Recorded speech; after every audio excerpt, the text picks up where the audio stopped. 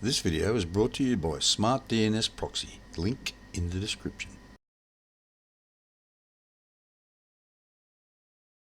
Go!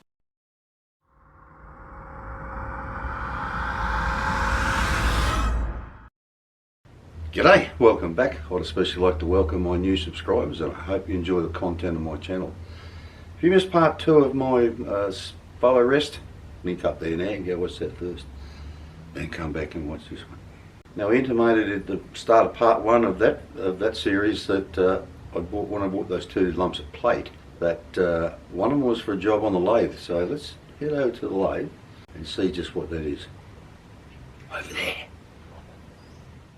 Alrighty, so I'm going to admit to being a misguided idiot. Not that I like doing things like that, but I had it in my head that if I moved the tool to the back, ran the spindle in reverse to make it feed in that direction, I could cut a left-hand thread. But after spending a week and a half doing all this stuff and making several cock-ups along the way, I've discovered, after trying for an hour and a half yesterday, that all that does is cut right-handed threads, not left-handed threads.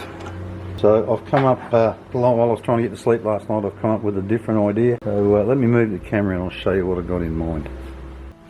Alrighty, so what I've come up with is something that I just didn't really want to do, and that is I need to reverse this shaft, the direction of this shaft. Can't do it up the front, too hard, so I'm going to have to try and do it down the back. So what I've come up with is the idea to make up a bracket. We'll use these 2 bolts here to bring out a plate out here so that I can mount a gear out here and then another gear here which will mesh with that to reverse the direction, and then fit this pulley back over here behind that gear. So I'll have to make up a plate. This is an offcut from the plate that I used previously, a couple of bits like this. So I'll cut something up, might have to weld it together or whatever to get it out here so that I can put some bearings in it and a shaft where I can pull these gears on and off, clamp them to it without joining them together. So that's what I've got in mind. So I'll have to dig through my gears, see what I've got that I've bought and never used, and go from there. It doesn't really matter how many teeth these 2 gears got on it. Probably the less the better in some respects, maybe something around 20, because all they've got to do is mesh together and make sure that these 2 spin at the same speed, just in opposite directions. So that's what I've got in mind. Alrighty, I had a look through my gears, and there's nothing much I can use, so it's 3D printed to the rescue. These are 30 tooth 1M gears, and I had authority last night while I was trying to get to sleep, and it's truly amazing just how much stuff I think about while I'm trying to go to sleep. This will kind of work, but it has an issue, and it's the main reason I came down straight up from around the shaft originally, because if you watch the original setup of all of this, it's because as this swings through an arc, it changes the tension on the belt, and that's exactly what's going to happen here. So I'll try and keep my hands out of the way and show you what I mean. So when I pull that up, I don't know if you can see it or not, but that tension on that belt is changing. So what I will have to do is, in this setup like this, is adjust the tension on the belt when it's engaged, because once it's disengaged, actually let me see if I can tighten that up here a bit, and then I'll show you when I let it off what happens. The belt will go loose. So that's engaged. If I drop it out, you'll see that, oh no, it hasn't changed much. It will change the tension of the belt, because at the moment this gear is rolling up around that one, but when it's fixed in place it won't be able to do that. So it will have to be literally loose when it's down here and tight when it's engaged. Considering I won't be cutting a lot of left-hand threads, it's probably not that much of an issue. Now the other thing is, this setup is okay for only the 3 finer pitches, so 1 mil pitch, 1.25 and 1.5. Once I get above that, you get up to like a 2 mil pitches. There's 42 gear up here, this one. So these gears are going to have to be much bigger to accommodate that, and it could be an issue. But anyway, for the time being, we'll see if we can get all this to work. So the next step is to come up with a bracket to mount all this on. So I think I'll design something, 3D print it before I go trying to make a steel one.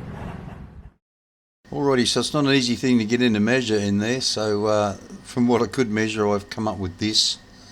I've got it on the printed run. It's going to take 2 1/4 hours to print it, but From there, I should be able to work out, you know, whether that's close to the mark or just nowhere near it. So I'll get into it, get it printed, and I'll show you how well it fits.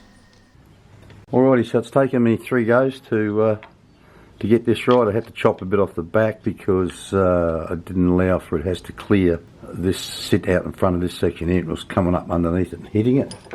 But now this all fits up in there okay.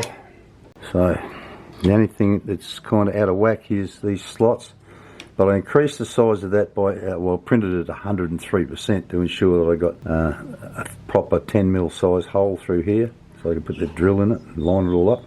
But it's thrown everything else out. But I think I'll make this part first out of a piece of plate and then bolt that on here. And then I'll make this bit out of a piece of round, I think, and put in the lathe, bore it. Well, I don't know, maybe I should bore it after I've welded it up in case it all warps. But anyway, and then sort it out, tack it into, put it up in here, tack it into place. Actually, I might just drill a 10mm hole in it so I can, you know, locate it. Tack it into place, maybe tack this onto the side of it as well, and then weld it all up, put it in the mill and bore this hole. Anyway, so that's where I'm at with that now. So we'll, I'll get on with that today. I spent most of yesterday sitting there waiting for this bloody printer all the time. But here, here you can see what I was talking about. So that belt there is, you know, it's like reasonably tensioned. But the moment I back it off, you can see how loose it becomes. So that's why originally I came down to here, because when you start swinging through an arc, it just changes everything. Anyway, we'll get on with it. Alrighty, not having a lot of luck here today. Bloody batteries keep turning off on me all the time and going flat and turning off. And I'm not sure if before I did all that, I actually pressed record. I might not have, because I thought I said I'll record the first couple of bits. I thought I'd recorded down to about there. Said I'll come back to you later. Went to turn the camera off and then it already turned itself off. So I'm not sure whether I even pressed record, because if I didn't, and it didn't, it would turn itself off. But anyway, before I started that, I made this for down underneath the back there to mount this on. This is now down at 24mm. I've got to come down 29 from there down. So I've got another 5mm, and I'm going to go to 28.5, and then I'll finish it with an end mill just to clean it up a bit. There goes and nothing.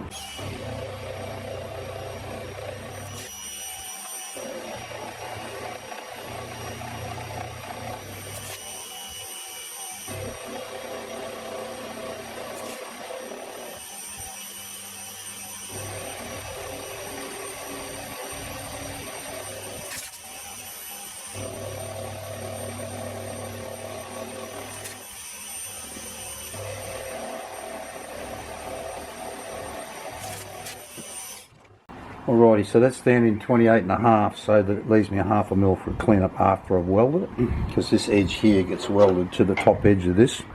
I've got to get this down to 16mm, and it's about 16.9 at the moment, and that may not fit up so I can get it all lined up. So I think I'll put an end mill in there and clean this face up so that it's closer to 16mm, because I stuffed up here. When I set this up, I touched this off on the side here, came across 12.7, because that's a 1/2 inch cutter, zeroed it, then 12.7 again, when I should have come over 16 instead of 12.7. So that's a bit of a cock up. So I'll weld that up in there while I'm welding this, and then machine it off. So I'll knock a bit off here now. What I'm making here is this bit here, all of that bit.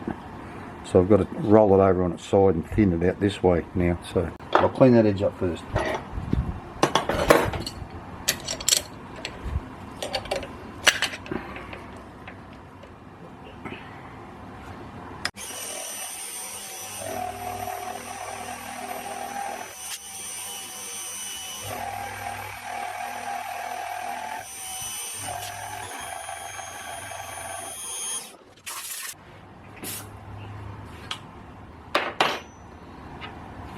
Alright, so I'll turn the camera off from it while I go and deburr all this and get it set up that way to thin this out down to the width of this. Back soon. I'm damned if I know what's going on with this camera. It just keeps turning itself off. Battery's showing full charge, but it's not bloody recording anything. And it keeps turning off. Damn thing. Right, last pass.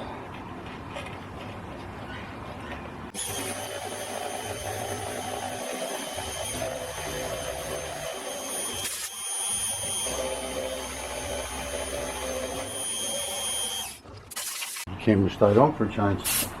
Alright, I'll turn that over. I'll deburr it first and I'll turn it over and we'll see if we have more luck recording on the other side. Because it's truly given me the screaming heebie-jeebies today.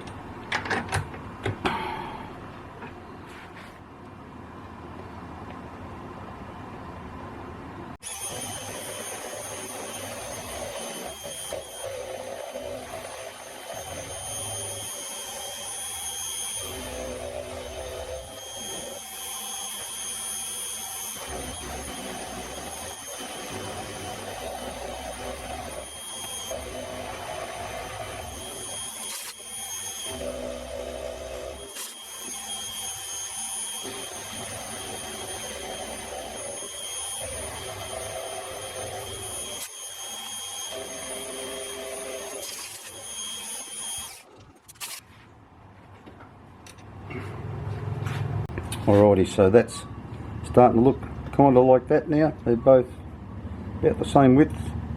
Might have to round these corners off a bit more on the belt sander later after I've put the hole in here. So what I need to do now is thin this out to about 8mm.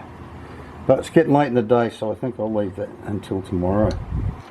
And because this is outrageously hot now, so we'll do that in the morning. Alrighty, before we get stuck into that finishing machining that piece I was working on yesterday, I was doing a bit of editing this morning and I'm starting to wonder about the wisdom of doing things the way I'm doing it. I'm starting to wonder if that, you know, that the tension on that belt changing all the time will cause it to strip all the teeth off it. So I started thinking about the fact that, you know, right at the beginning I said I can't do anything up the front, it's all too bloody hard. Well, what I could do, and I decided I'd come and have a look at it, what I could do is set it up so that I can fit a gear up inside here on the back side of that thing there, because there's not much clearance in here, and then make a bracket that'll bolt down into here and come up so I can put a pulley over here. Yeah, put a pulley over here.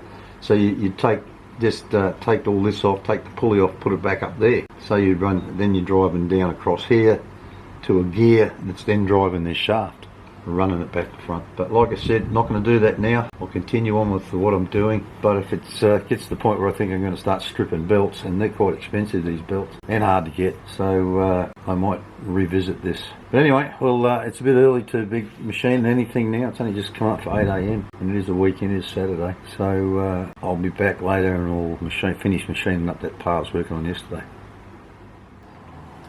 Alrighty, so let's see if this thing will stay turned on for me. It already turned off once while I was trying to record that bit before this. I've got to take 6.5mm off this.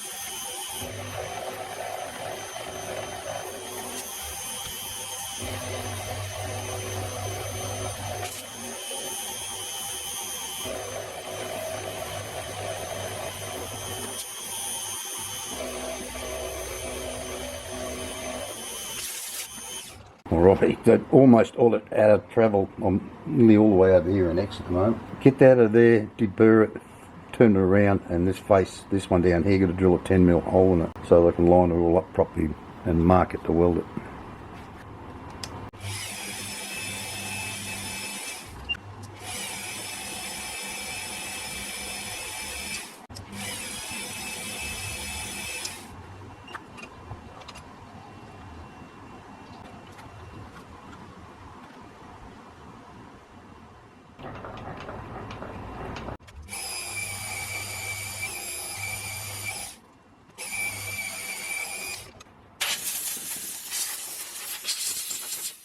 For those of you who are new, haven't seen me do that before, I've found that these spotting drills cut perfectly sized holes. No need to ream the damn thing afterwards. Not that that needs to be reamed, but it's got to be bored out later to 21mm anyway, so that's why I used them. Anyway, I'll get that out of there. I'll just put a quick chamfer on that with the cordless drill, and then we'll go and try it on the back of the lathe to see how we go. Alright, so that all fits up under there where it's got to go. There's a couple of things I've got a small problem with, but I might be able to get around them, maybe. We'll see. I had to modify this already. I said earlier that I might have to grind the corner off that. I already had to do that one to get some clearance up in here. But I've marked it on the bottom there, it's got to go, so I'll get it all back out of there. I might just tack it, put a couple of tack welds on it, and then just bolt it back up and make sure everything's okay before I weld it in properly. Alrighty, this project's starting to give me the bloody shits, to be honest with you, because this idea has turned to this shit very quickly as well, because everything is just a bit too friggin' tight. This pulley in behind here is hitting everything in the back here. You know, it's all just a bit too bloody tight. Now that's engaged, and I've had to move. You can see how tight that is. I've had to move that from the outside to the inside, and then you watch how loose it goes when you disengage it. Bang! Look at that. That is ripping teeth off belts country. That is, because these are, you know, constantly engaged. I haven't got them clamped up, so constantly engaged. So that's going to be spinning all the time whenever the motor's running. So what to do? I think after saying I wasn't going to go up the front in this video, I think I'm going to have to admit defeat and go up that end. So it's nearly lunchtime. I'm going to go and have a think about all this.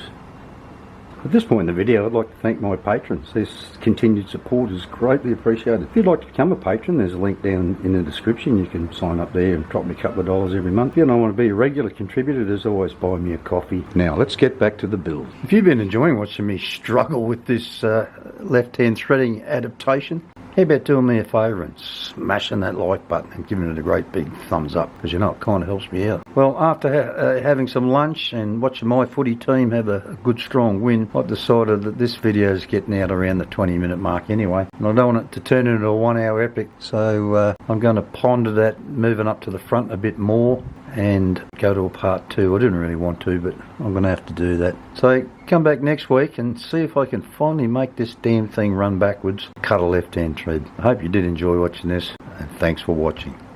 Bye bye.